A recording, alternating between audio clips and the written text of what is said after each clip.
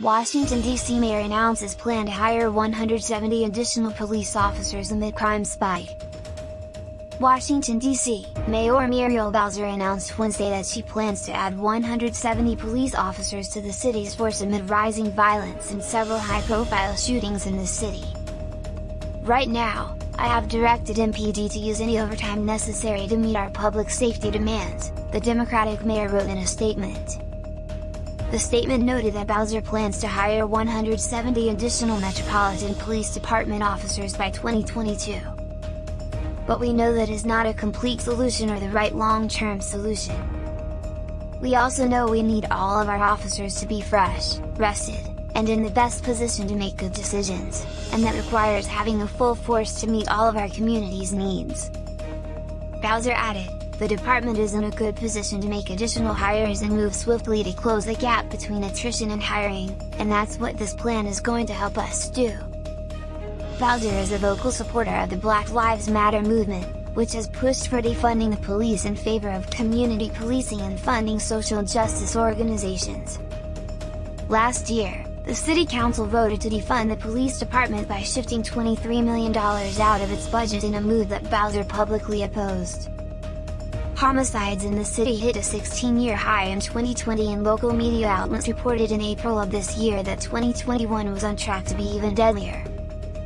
Earlier this month, gunfire broke out near the Washington Nationals baseball stadium, causing players and fans to flee the area in a chaotic scene that drew national attention. Man who ran for cover during DC shooting demands city action. "There needs to be more police." That shooting was followed up by a brazen shooting in an upscale Logan Circle neighborhood of Washington, D.C. that sent restaurant patrons fleeing in all directions and sparked outrage in the community. Dozens of angry residents took to the streets recently to march in protest of the increased gun violence after a 6-year-old girl was shot and killed riding her scooter. "This is something that we've been warning about for years," DC Police Chief Robert Conti said about the lack of resources he has to fight crime. "We don't really have the ability to hire officers right now. We have a defined amount of resources to deal with a very large city that continues to grow." People's reaction about this news. So she wants to hire more police, so when someone gets arrested, processed, and set free by the DA, they get a free ride home by these new hires. Much safer than setting them free with their illegal weapon and shooting an Uber driver, only to go through the cycle again. "I've spent enough time in the military to know once you capture an enemy, you don't give them more ammo and send them back to their home. When the upcoming Civil War II breaks out, I hope I don't have to go up against my fellow brothers and sisters of the military. Make the politicians take up arms to defend this country. Them I have no qualms against." "You mean to tell me that their plan to lower the crime rate by defunding the police isn't working? You mean the criminals didn't hold up their side of the bargain? I'm just flabbergasted that something like this could happen.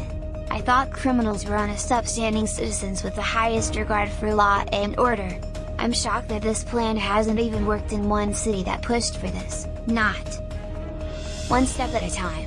If one person sees the problem, others will also.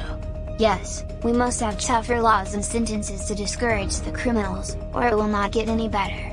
That starts with people realizing that crime is indeed a huge issue, and we as society are no longer willing to accept it. We have the power, folks, if we are willing to vote into office people who are tough on crime. But to do that, may require some people to look outside of their own parties.